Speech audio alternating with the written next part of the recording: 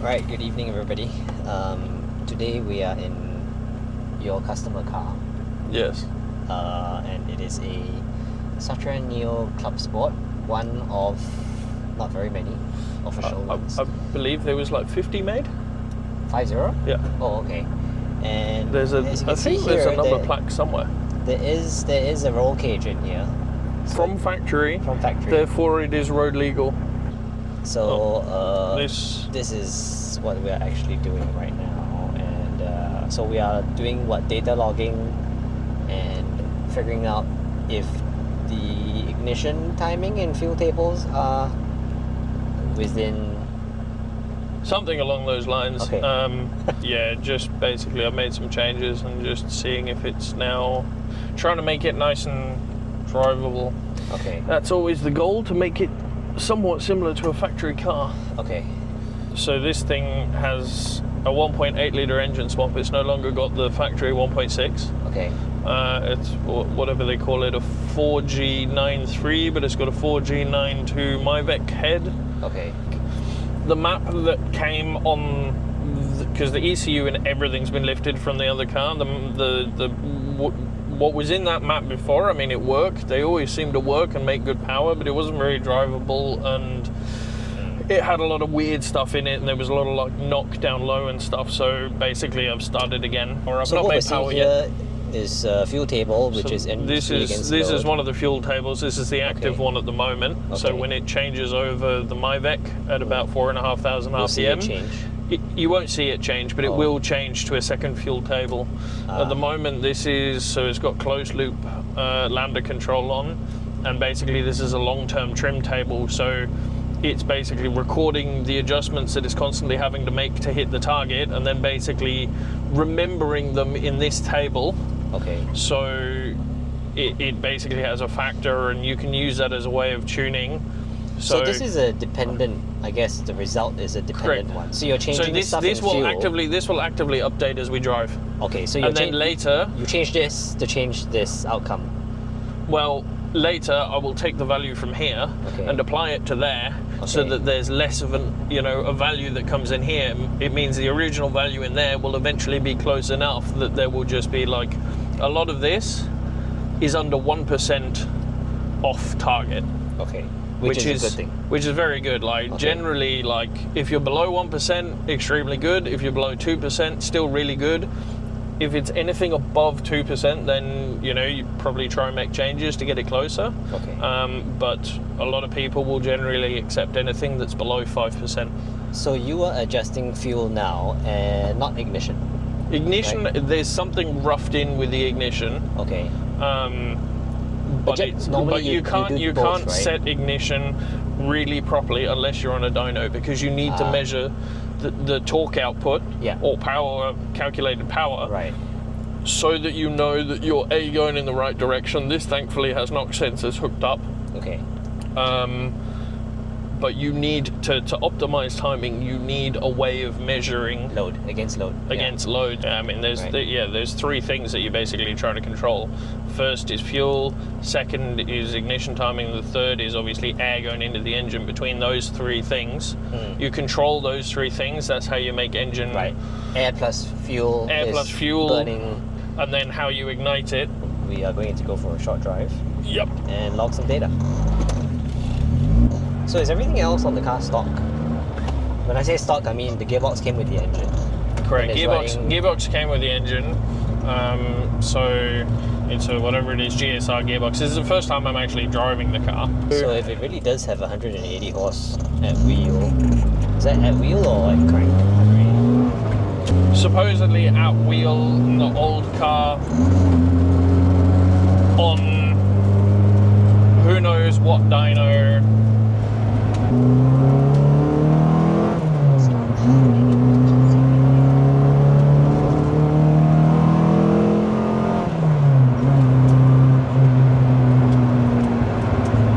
It does have some torque actually.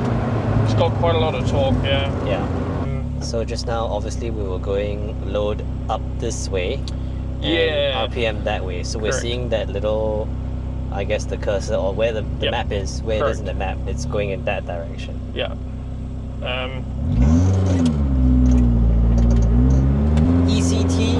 exhaust cat temperature, right? No, engine coolant temperature. Oh, engine coolant, sorry. IAT is intake air temp, and TPS is throttle position. Yep. MGP is manifold gauge pressure. Okay. I believe the original suspension on these things is D2. Oh.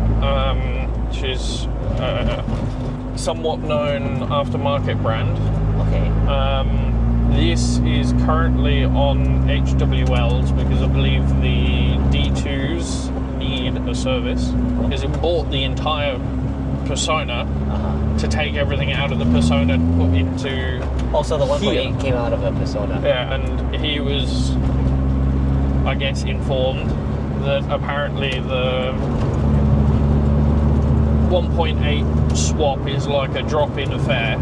Okay. With like factory mounts and stuff, which it isn't quite. So normally when you swap these engines in, they sit quite high. You actually have to cut like the bottom strengthening out of the bonnet to make them to be able to close the bonnet. Okay. But this has had re-engineered. I didn't want to do that, so this has got re-engineered custom mounts to actually sit the engine down lower. But everything still lines up. So this is is much better than if you do those swaps normally, because this is actually, that was part of the reason I wanted to get it lower, was to get the drive shaft angles better, because otherwise they are quite out and sort of like also, you know, forwards, backwards. And those mounts were designed and fabricated specifically, right? Correct. Yeah, they were custom. Okay. What ECU is it running? It is a Link Atom G4X. Okay. So it's a relatively new one, but the Atom is the entry-level model. Okay. So it doesn't have many like input-output functions. So it can't necessarily control, you know, all that much. So it's only controlling the basics.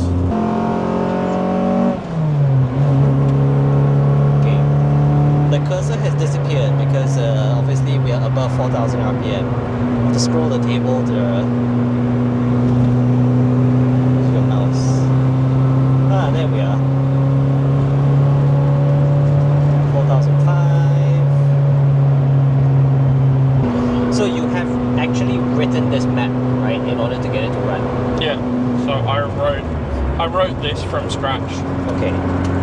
And that from scratch meaning there's still like a base indication, or you're just estimating based on injector size, engine size? You have, well, the way this is set up is it's running what's called like a VE model, or volumetric efficiency.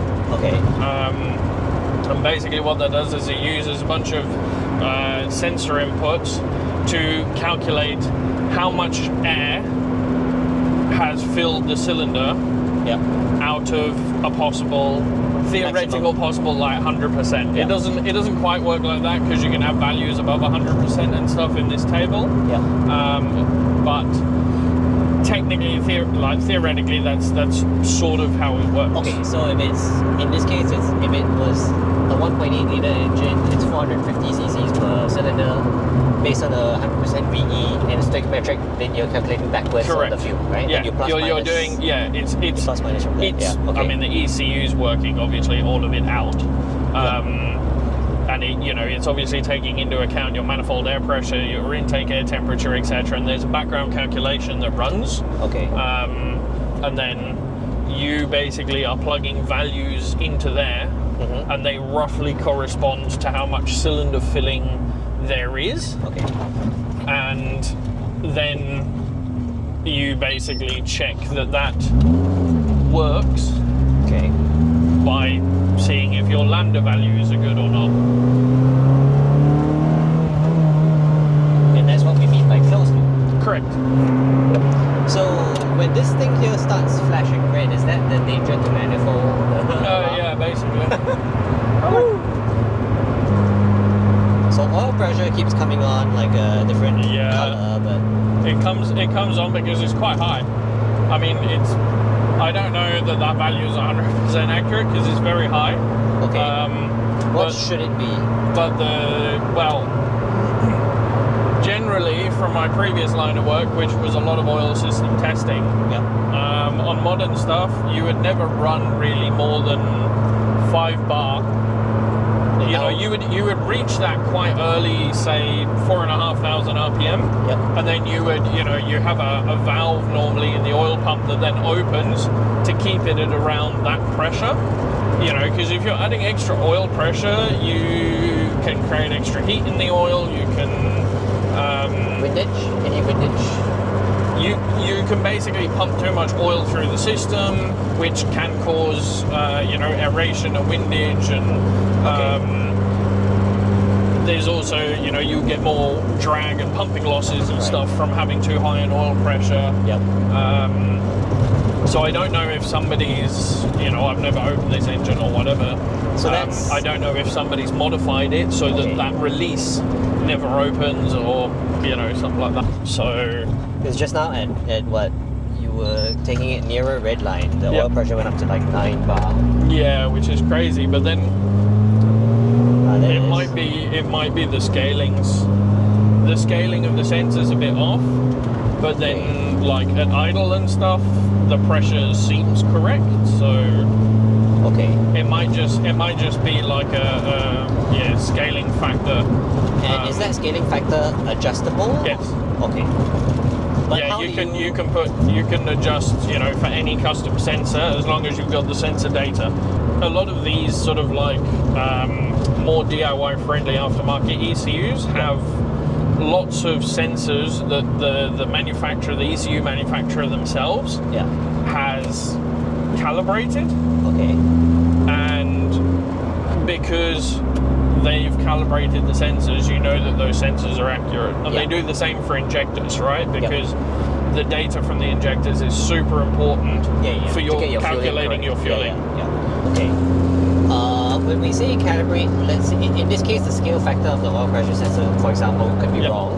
So how would you correct that? Would you have to actually somehow measure actual gauge pressure in the oil of the engine? No, the easiest thing to do would be to take the sensor out and have it build a little test setup where you can put a known pressure with, like, say, a manometer, and you've got it hooked up to some air pressure or something. Okay.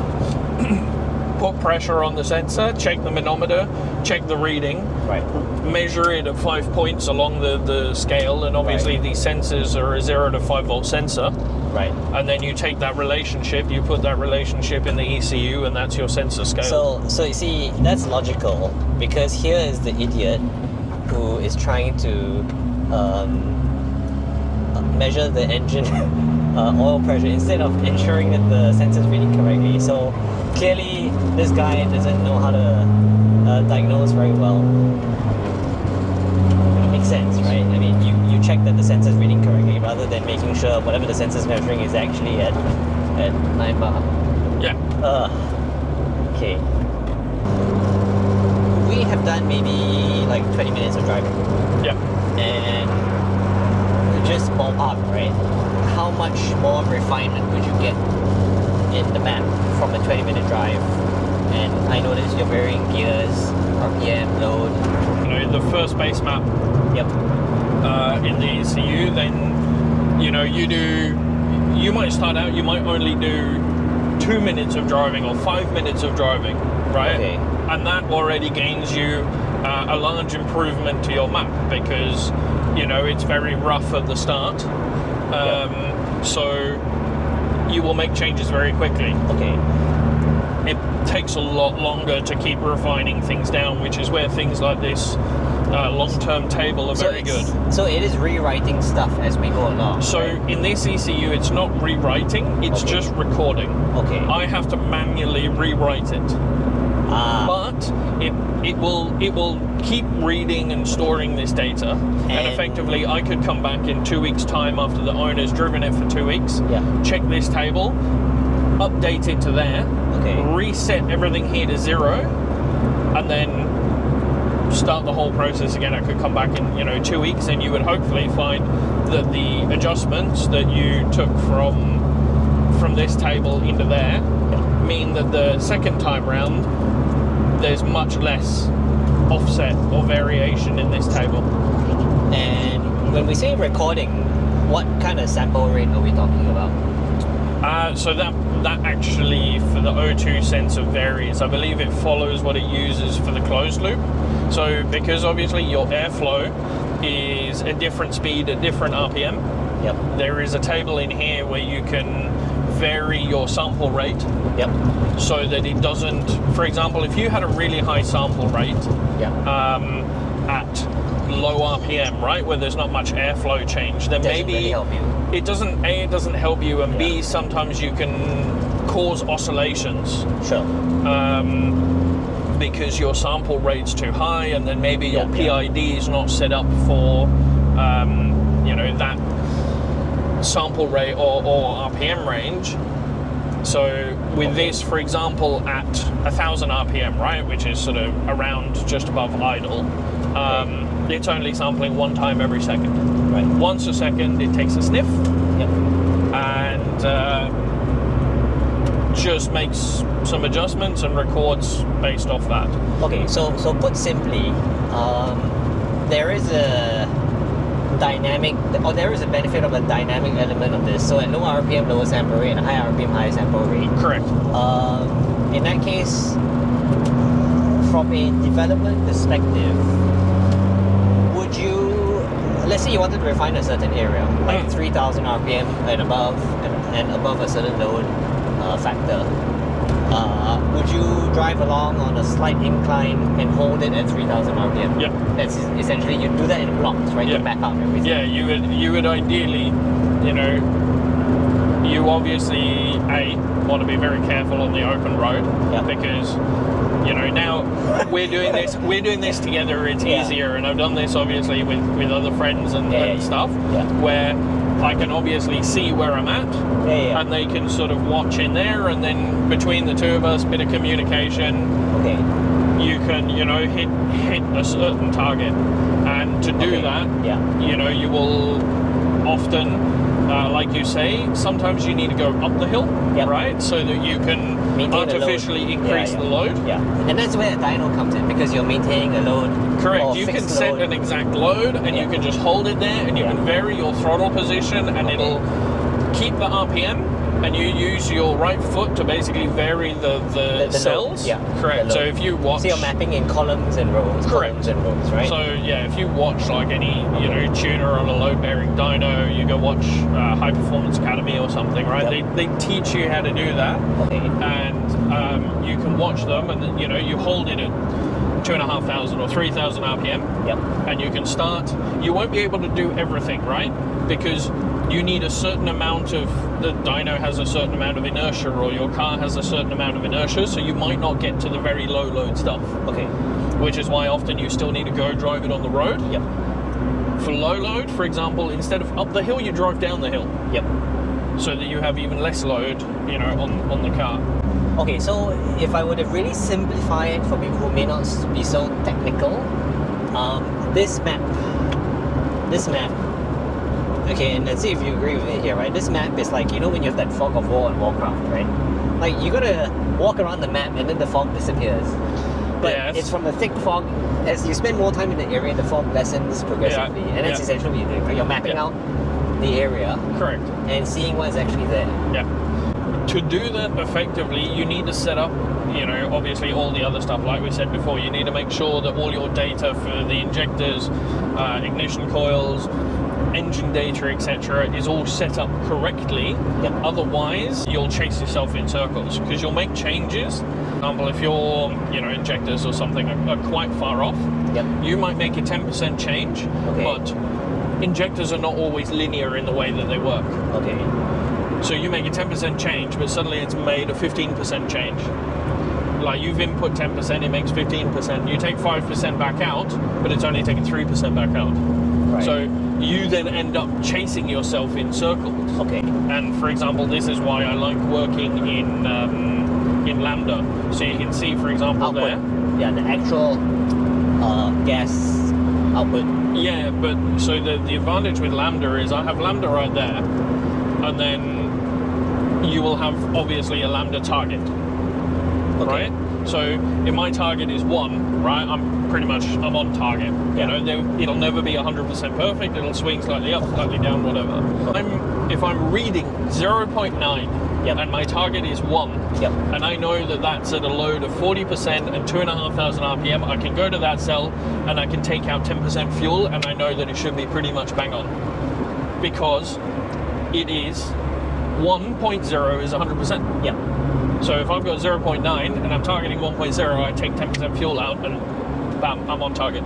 That makes the process a lot more simple. I know a lot of people work in AFR, 14.7, 13.5, whatever, but you're then constantly, you know, 10% of this. And so essentially all you're doing when you use Lambda and target 1 for 100% is you're just saying stoichiometrically and volumetric efficiency-wise, assuming that's logged at a certain percentage, it's always on 1. So volumetric efficiency is logged. I'm adjusting the volumetric efficiency. Right? So I'm at 2,000 RPM now and at some sort of a load, right? My target is Lambda 1, right? So I'm targeting stoic so that I have somewhat decent fuel economy, you know, if I'm cruising around at 2,000 RPM. Okay. Well, let's say a value of 50% VE in there.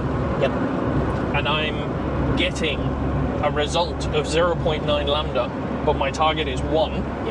I know that I can lower it to 45% VE, and I will end up at a target of Lambda 1 because I've taken 10% out of the VE number to go from 0.9 to 1.0. Because now you're reducing the fuel by changing what's in the fuel table. Correct. Because the air is, so you're back calculating the VE. I get it. Would it, or is there even such a thing, where if let's say, we are looking at Lambda now, and we know we have to target 1, we are adjusting values backwards based on optimizing the other parameters as well in the table. So does that mean, or can I infer that, is there software that can map it for you automatically without having you to go in? Okay, there is, right? Because again, it's just... But not not generally on a well, no, that's not actually true. If you were, for example, to open, there's a menu at the end there somewhere, which is the tuning tools. It's the second to last one, I believe, next to logging, up at the top, next to help. Tuning. So if you go on that, so you'll see that there's something called Quick Tune. So it's just going to try its best to. And basically, all that does is it looks at your target, and it looks at your actual value. And then it goes and then it just adjusts. You have to hold it exactly in that cell, and then it'll just adjust that cell until target, until actual equals target. But you still have to go through cell by cell. You still have to drive through cell by cell, but the software will do a pretty good job of doing that for you. And again, it's holding in that cell for maybe half a minute to a minute. Depends on how far out it is, but I mean, like on a dyno, again, it varies because, for example, at 4,000 RPM and 80% load, you don't want to hold it there for too long because that's not great for the car, right? Right. Okay. And presumably also on the road, we may be holding it at 3,000 RPM, but the load on the road is changing because it's up down. Correct, which is why it takes so much longer and it's more difficult to get it perfect if you're doing it on the road. But there are things that you have to do on the road that you can't do on the dyno. Dynamic situations, super low load stuff. These are things that you can't do on the dyno. So you still need to go drive the thing on the road, and this is why in your previous role, if I'm not mistaken, you'd spend hours and weeks mapping a car, essentially, right? Well, that's what manufacturers would do. So thousands or hundreds or thousands of hours. Yeah, I mean, so unfortunately I wasn't part of the calibrations team, but I did work closely together with them. My responsibilities of engine development were more on the mechanical side, but it's where I developed working with the calibrations team in like factory engine calibration, dyno testing, as well as in vehicle testing is sort of where I got interested in doing this stuff. you might see a cycle time of like 2 years with a team of maybe 4 engineers or more working on one car. Okay, or one powertrain. Or one powertrain. Yeah. In, maybe across, a couple different models. Okay. And across those 2 years, they would go and do, loads and loads of tests. And they've also got, like, I worked for a company that also develops a lot of its own software and hardware for doing dyno testing and calibrations and stuff. So we had, for example, we could strap an engine to the dyno, and we could basically write a program and then leave the engine on that dyno for 2 weeks, and it would go through all of the test variations that it possibly could. Okay. And obviously our job was to structure that in a way that we hit as little cells as possible, so that the test was as short as possible and obviously as cheap and efficient as possible. Yeah. But still gather all the necessary data, because a lot of what ECUs do is they interpolate. Yes. Like, you're not filling in every single RPM or every single load or That's whatever. That's why you have blocks. Oh.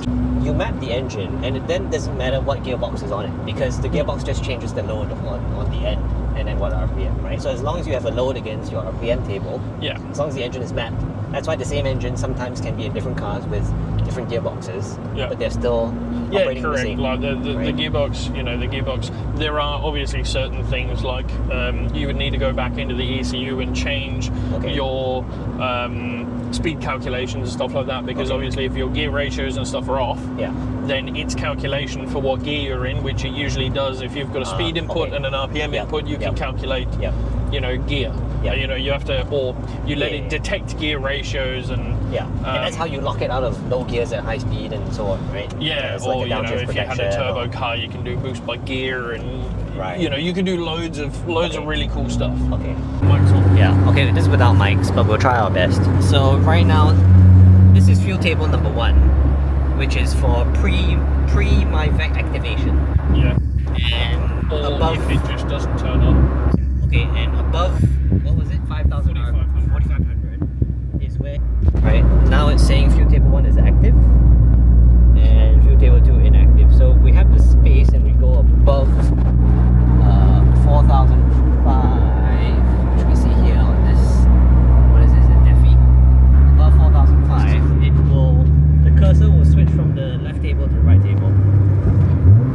Okay, so and it jumps up to.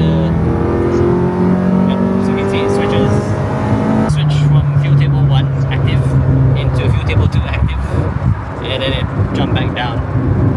So unfortunately, I had the scaling. The scale here was too low. Oh yeah. I have to move. I have to move this up.